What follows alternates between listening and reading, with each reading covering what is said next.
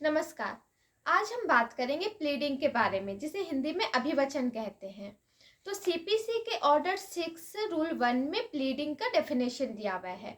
तो प्लीडिंग किसे कहते हैं? तो रूल 1 में बताया गया है कि प्लीडिंग का अर्थ होता है, यानी कि अभिवचन का अर्थ होता है जो वादी द्वारा दिया गया वाद पत्र या फिर प्रतिवादी द्वारा दिया गया रिटन स्टेटमेंट। यानी कि जब मान लीजिए एक एग्जाम्पल लेते हैं, एक पर्सन है जिसने वाद दायर किया कोर्ट में बी के अगेंस्ट। तो ए के तरफ से जो भी वाद पत्र तैयार किया गया है, यानी प्लेट तैयार किया गया है, वो उसका अभिवचन होगा। और जो प्रतिवादी ने जो अपना बचाव पक्ष है या फिर लिखित कथन रिटन स्टेटमेंट जो भी न्यायालय को दिया है, वो उसका प्लीडिंग होगा।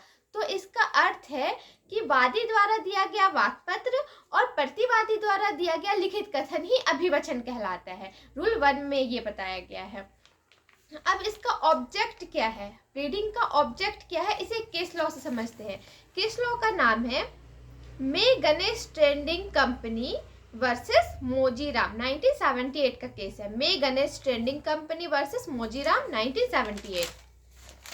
इस वाद में बताया गया है कि अभिवचन का उद्देश्य पक्षकारों को मामलों से अवगत कराना है। यानी कि प्लीडिंग का मुख्य उद्देश्य ये है कि जब कोई वादी जो वाद दायर करता है, तो प्रतिवादी को कैसे पता चलेगा कि उसके खिलाफ कोई भी वाद दायर हुआ है। तो उसको उस मामले से अवगत कराना है कि तुम्हारे खिलाफ ये मामला आया है कोर्ट में। तो एक दूसरे को कि उसका कहना क्या है, उसका कहना क्या है। तो इसका ऑब्जेक्ट यही है कि वादी और प्रतिवादी को मामलों से अवगत कराना कि मैटर क्या है। तो ये उसका ऑब्जेक्ट है। अब रूल 2 में बताया गया है, ये था ऑर्डर 6 रूल 2। रूल 2 में बताया गया है कि प्लीडिंग में क्या क्या बातें होनी चाहिए।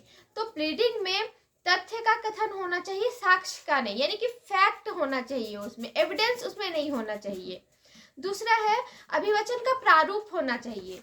तीसरा है आवश्यक विवरणों का उल्लेख होना चाहिए, यानी कि जो मेजर पॉइंट है उसका उल्लेख होना चाहिए। पहले का कोई शर्त है तो उसका उल्लेख होना चाहिए। पूर्व अभिवचन से मुकरने की मनाही है, यानी कि अभिवचनों में ऐसे कथन का उल्लेखित करना चाहिए जो पहले अभिवचन से असंगत हो या दावे के आधार से संबंधित ना हो। संविदा से इनकारी, इसका कथन होना चाहिए, यानी कि जहां संविदा का अभिकथन किया गया है वहां उसे अभिव्यक्त करने के लिए उचित कथनों का प्रयोग करना चाहिए। यानी कि पहले से कोई कॉन्ट्रैक्ट उन लोगों के बीच में हुआ है तो उसका कथन होना चाहिए। दस्तावेज के प्रभाव का कथन, यानी कि कोई भी डॉक्यूमेंट का वैल्यू कितना है, इसका उसमें उल्लेख होना चाहिए। फिर सूचना को तथ्य के रूप में उल्लेखित करना चाहिए।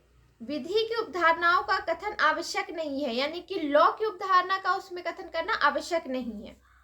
अभिवचन का हस्ताक्षरित होना चाहिए। प्रत्येक अभिवचन को पक्षकार द्वारा तथा उसके एडवोकेट द्वारा हस्ताक्षरित होना चाहिए, यानी कि जो भी प्लेंट हम लोग दे रहे हैं या रिटन स्टेटमेंट दे रहे हैं उसमें पक्षकार द्वारा साइन होना चाहिए, और जो उसका एडवोकेट है यानी प्लीडर है उसके भी साइन होने चाहिए। अभिवचन का शपथ पत्र द्वारा समर्थन होना चाहिए, यानी कि प्लीडिंग में एफिडेविट लगाना बहुत ही जरूरी है। 1992 में एक संशोधन किया गया था जिसमें शपथ पत्र लगाना बहुत ही जरूरी है। अब आते हैं अभिवचन में संशोधन, यानी कि प्लीडिंग में मान लीजिए अगर कुछ गड़बड़ी हो जाती है, गड़बड़ तो होना जायज़ है क्योंकि इंसान है भाई, गलती तो हो ही जाता है। मान लीजिए प्लेंट में या फिर रिटन स्टेटमेंट में कोई गड़बड़ी हो जाती है तो क्या उसमें संशोधन किया जा सकता है? तो ये बात करता है ऑर्डर 6 रूल 16, 17, 18, ये तीनों संशोधन से संबंधित है। रूल 16, 17, 18 तीनों संशोधन से संबंधित है। तो ऑर्डर 6 रूल 17 में आते हैं। तो ये बात करता है ऑर्डर 6 रूल 17, इस नियम के अनुसार न्यायालय दोनों में से किसी भी पक्षकार को कार्यवाही के किसी भी स्टेज में यह अनुज्ञा दे सकेगा कि वे अपने अभिवचनों में ऐसी रीति से संशोधन करें जो कि न्याय संगत हो।